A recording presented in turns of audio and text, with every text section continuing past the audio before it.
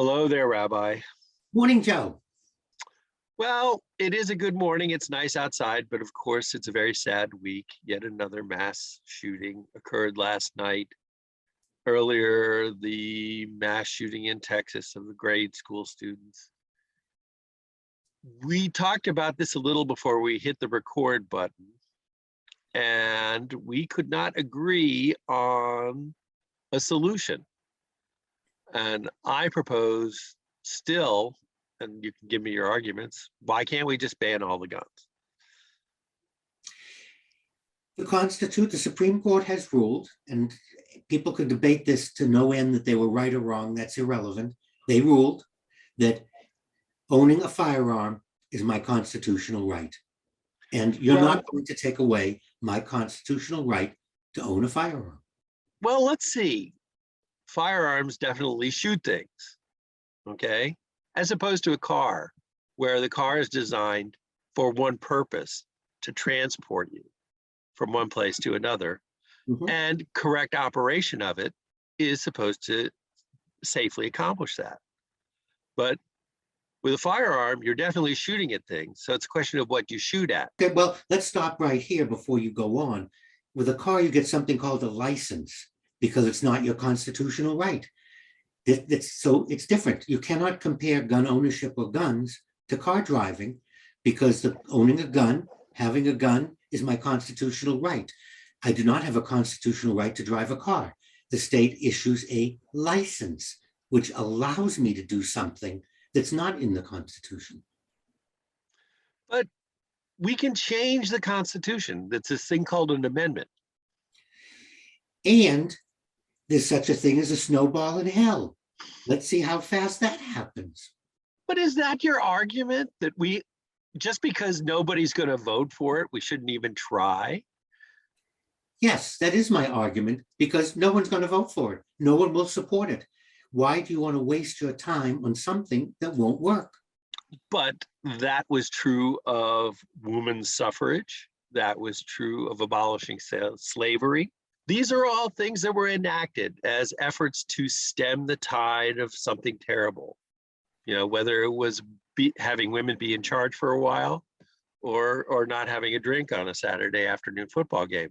Well, the big difference, Joe, we know with Prohibition, it created more. In fact, during Prohibition, depending on where you were, you could get a drink in 20 minutes, 30 minutes, or if you were in New Orleans, the cab driver would give you a drink. So it's only a matter of seconds. And several Canadian families made billions of dollars and are still very wealthy because of American Prohibition. It went against what Americans wanted. Voting, slavery, Americans actually wanted those things. That's why they came to be. You have the majority of us who don't want to give up our guns. So I think there is a big difference for trying something that isn't going to work. You're not going to get my gun. But aren't you making the same argument that some people make, that all drugs should be legal because there's no way you're going to stop it anyway? But again, you're talking about laws. I'm talking about the Constitution. The Constitution does not guarantee your right to use substances or to use substance. It's not a constitutional issue. You're dealing with my right as an American citizen. Well, I would say pursuit of happiness, but we'll leave that one aside for the moment. So what's the answer? Is there no way we can reconcile all these things? I don't think there's anybody who says school shootings are a good thing or a right of the Constitution, but there's no obvious way to stop them, because you're right. If we make all guns illegal, they'll just all be hidden in people's drawers and in basements, and they'll still be around if somebody wants to shoot somebody. Correct. And the change will only come when, as a society, we think of safety for everyone.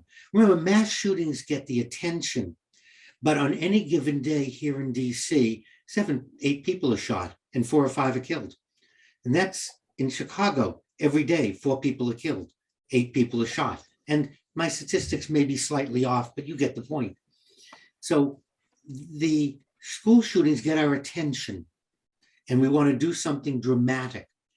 However, until as a society, we acknowledge that we need to deal with the Constitution, we need to look at happiness for all of us and safety for all of us. Until that day comes, there is no solution. Because I'll constantly bring up, it's my constitutional right, Joe. Well, you can bring it up, Rabbi, and I'll always be there to listen to you bring it up, but I'm still a little depressed that we can't solve this problem. What comfort can you give to us poor souls who do not see an answer to this problem? Society will change. There is a quantum amount of death, whether it's mass shootings or shootings in our individual cities. There will come a point where, as a society, we will look at each other and say, you know what? We can't tolerate this. We can't have this anymore. We now need to change the understanding of the Constitution, and we have to change our laws to stop all this killing.